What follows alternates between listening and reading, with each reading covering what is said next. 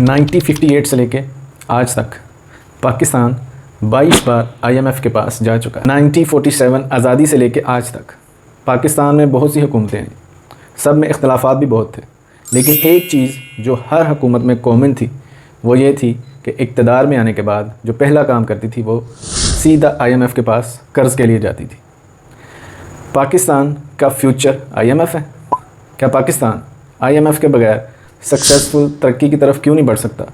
पाकिस्तान में जब कोई बच्चा पैदा होता है तो वो 2.5 लाख का कर्ज़ लेकर पैदा होता है। 1947 से लेकर आज तक पाकिस्तान को आज़ाद हुए 75 साल हो चुके हैं, और इन 75 सालों में पाकिस्तान ने आहिस्ता स्लोली तरक्की भी की, कुछ जंगें भी लड़ी और एटमी ताकत भी बना। लेकिन किसी ने सोचा था कि एटमी पावर पाकिस्तान कभी डिफ़ॉल्ट भी हो सकता है, कर्ज़ में डूब भी सकता है। किसने कितना कर्ज़ लिया इस पे भी हम बाद में बात करेंगे, लेकिन इस वीडियो में जो मेन रीज़न्स हैं जिनकी वजह से पाकिस्तान को IMF के पास जाना पड़ता है, आज के इस वीडियो में हम इस पे बात करेंगे। वीडियो को एंड तक ज़रूर देखिएगा। Reason number 1, balance of payment crisis. सबसे प्रोमिनेंट जो रीज़न है IMF के पास जाने की वो यही है। Balance of payment crisis mean कि पाकिस्तान की जो मैशियत है, जो तिजारत है, उसमें इंपोर्ट एक्सपोर्ट्स में बहुत बड़ा गैप है। पाकिस्तान की हुकूमतें इस गैप को ख़त्म करने में बिल्कुल नाकाम ही रही हैं। पाकिस्तान में जो इंपोर्ट्स हैं, जो बाहर से चीज़ें आती हैं, उनकी शरह ज़्यादा है। जो पाकिस्तान एक्सपोर्ट करता है, जो बाहर चीज़ें बेचता है, उनकी शरह कम है। इस वजह से जो गैप आता है इंपोर्ट एक्सपोर्ट्स में, तो इससे डॉलर्स की ज़र मुबादला की कमी हो जाती है, क्योंकि बाहर से जो हम इंपोर्ट्स करते हैं चीज़ें वो डॉलर्स की सूरत में पेमेंट करते हैं। डॉलर्स मुल्क से बाहर चले जाते हैं ज़्यादा और आते कम है। इस वजह से ज़र मुबादला के क्राइसिस आ जाते हैं। तो इस वजह से जो गैप आता है डॉलर्स का, जो फ़ॉरेन करेंसीज़ का, तो उसको पुर करने के लिए पाकिस्तान को IMF के पास जाना पड़ता है लोन के लिए। Second reason is fiscal deficit. Fiscal deficit means मालियाती ख़सारा। मालियाती ख़सारा इस तरह बढ़ता है मुल्क में कि जब हमारी हुकूमतें प्रोटोकॉल्स लेती हैं, सब्सिडीज़ ख़ुद लेती हैं, आवाम को देने की बजाय ख़ुद सब्सिडीज़ ले रही हैं, फ्री के पेट्रोल, फ्री की बिजली, फ्री की गैस, करप्शन वगैरह, ये तो अलग, उसकी बाद में हम बात करेंगे। लेकिन जो हमारी जो हुक्मरान है वो जो पाकिस्तान की आवाम का जो पैसा है उसको बेदर्दी से ख़र्च करती हैं। यानी कि आमदन इतनी नहीं है पाकिस्तान गवर्नमेंट की, जो बिजनेसेस हैं या टैक्स कलेक्शंस हैं या कोई भी पैसे कमाने के जो ज़राए आमदनी के ज़राए हैं, उनसे जो आमदनी होती है वो कम होती है और अखराजात वो शाहाना है, बादशाही है। तो उस वजह से पाकिस्तान का मालियाती ख़सारा बढ़ जाता है, जिसकी वजह से हमें फिर से डॉलर्स की ज़रूरत पड़ती है, पैसों की। तो उसके लिए हमें मजबूरन IMF के पास जाना पड़ता है। Reason number 3, devaluation of local currency. ये बहुत ही वैलिड रीज़न है जो पाकिस्तान को बहुत ज़्यादा डिस्टर्ब करती है। इसको मैं थोड़ा डिटेल में आपको बताऊँगा। डीवैल्यूएशन ऑफ लोकल करेंसी यानी कि जो हमारी मकामी करेंसी है, रुपया है, उसकी कदर में कमी। वो कैसे होती है? Money laundering, corruption. पाकिस्तान की जो गवर्नमेंट है वो एक्सचेंज रेट्स जो होते हैं उनको बैलेंस करने में नाकाम रहती है। तो मिसाल के तौर पे फॉर एग्ज़ाम्पल आपने देखा होगा अमूमन कि शाम को हम जब सोते हैं तो डॉलर 200 रुपये का होता है, और सुबह जब उठते हैं तो न्यूज़ में क्या देखते हैं कि डॉलर 210 का हो गया। इस वजह से पाकिस्तान की जो करेंसी है वो डीवैल्यूएट होती है। ठीक है, उसमें जो मेन रीज़न्स वो मैंने आपको यही बताई कि मनी लॉन्ड्रिंग, करप्शन, और रही सही कसर वो अवाम भी है कि जो पैसों की लालच में डॉलर्स को सेव करती है, जिस वजह से डॉलर मार्केट में शॉर्ट हो जाता है, डॉलर मिलता नहीं है। तो इस वजह से पाकिस्तान में जो डॉलर्स के ज़खायर हैं उनमें कमी हो जाती है, और इस वजह से पाकिस्तान को IMF से कर्ज़ लेना पड़ता है इसको क्लियर करने, इस खसारे को ख़त्म करने के लिए। रीज़न नंबर 4, इकोनॉमिक डिस्ट्रेस यानी कि मुआशी बदहाली। मुआशी बदहाली कैसे होती है? जब मुल्क स्टेबल नहीं होता, डीस्टेबल होता है, मुल्क में इनकम ऑफ सोर्सेज कम हो जाते हैं, अनएम्प्लॉयमेंट बढ़ जाती है, मुल्क में इन्वेस्टमेंट नहीं आती, बिज़नेस स्लो डाउन हो जाते हैं, मईशत का पहिया रुक जाता है, जिसकी वजह से पाकिस्तान डीस्टेबल हो जाता है और गवर्नमेंट्स इसमें बिल्कुल नाकाम हो जाती हैं। मुल्क में जब ज़र मुबादला की कमी हो जाती है तो फिर पाकिस्तान की गवर्नमेंट को मजबूरन IMF के पास या चाइना, सऊदी अरेबिया के पास जाना पड़ता है लोन लेने के लिए। रीज़न नंबर 5, इन्फ्लेशन, महंगाई। पाकिस्तान एक गरीब मुल्क है, जहाँ पे महंगाई की जो शरह है वो बहुत ज़्यादा है, और पिछले 1 साल से जो महंगाई का एक तूफ़ान आया और अभी वो तूफ़ान थमा नहीं है, मज़ीद बढ़ता ही जा रहा है।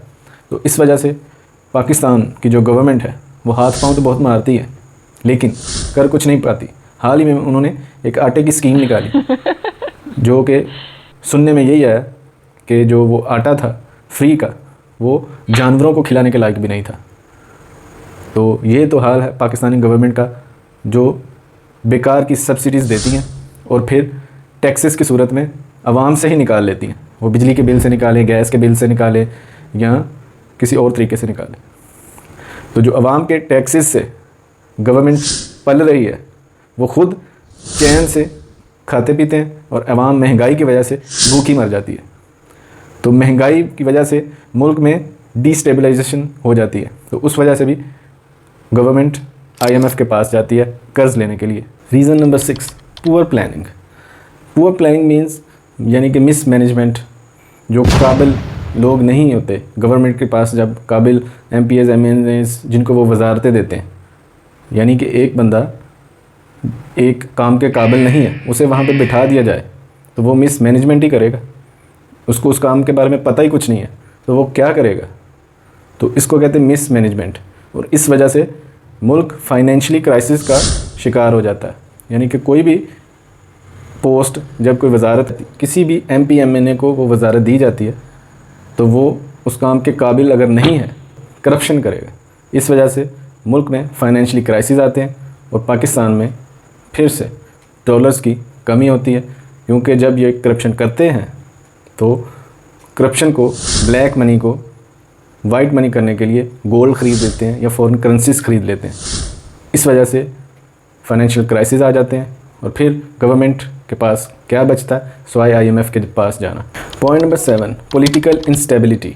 पॉलिटिकल इंस्टेबिलिटी मींस कि जो पार्टीज़ हैं पाकिस्तान में, जो पॉलिटिकल पार्टीज़ हैं, उनकी आपस में जो इख्तलाफात हैं वो पीक तक चले जाते हैं। तो जो इन्वेस्टर्स होता है वो भी भाग जाता है, जो फॉरेन इन्वेस्टर्स हो या ख़ुद का मुल्क का क्यों ना इन्वेस्टर हो, तो वो मुल्क में इन्वेस्टमेंट नहीं होती, जिसकी वजह से मुल्क क्राइसिस का शिकार हो जाता है फाइनेंशियली।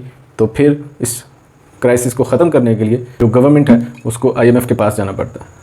तो जो पॉलिटिकल इंस्टेबिलिटी है वो तो हमेशा से ही पाकिस्तान के साथ रही है। अगर इलेक्शंस फेयर हुए हैं या नहीं हुए, तो वो जो हुकूमत ऑपोजिशन में आती है वो इलेक्शंस को नहीं मानती, तो उनकी नोक चोक जितनी भी अरसा उसकी हुकूमत रहती है चलती रहती है, डिस्टेबलाइज पाकिस्तान को कर देती है।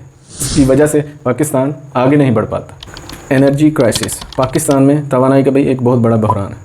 यहाँ पे ज़्यादातर जो प्राइवेट कंपनियाँ हैं जो हमारी कंट्री को इलेक्ट्रिसिटी प्रोवाइड कर रही हैं या गैस, वो बाहर के मुल्क से आती है। तो महंगे ठेके, महंगे दामों पे हम बिजली ले रहे हैं और सारा बोझ आवाम पे पड़ रहा है। लेकिन महंगी बिजली देने के बावजूद भी जो बिजली के बिल्स हैं, मिसाल के तौर पे कुछ ऐसे इलाके हैं जहाँ पे बिजली जा रही है लेकिन वो बिजली के बिल नहीं भर रहे, बिजली चोरी हो जाती है, तो सारा मलबा गरीब आवाम पर पड़ता है और हुकूमत पर भी पड़ता है। तो ये भी एक रीज़न है पाकिस्तान को फाइनेंशियली क्राइसिस की। जिस पॉइंट पर भी पाकिस्तान को फाइनेंशियली क्राइसिस होंगे तो पाकिस्तान को मजबूरन IMF के पास या चाइना के पास या सऊदी अरेबिया के पास जाना ही पड़ेगा। ये बेसिक रीज़न्स थी जिनके पास पाकिस्तान को IMF के पास जाना पड़ता है। एक दूसरे पॉइंट ऑफ व्यू की तरफ देखा जाए तो इतने सालों से पाकिस्तान जो IMF से कर्ज़ ले रहा है, तो वो आखिर पैसे जा कहाँ पे रहे। एक सवाल है, क्वेश्चन है, वैलिड क्वेश्चन है।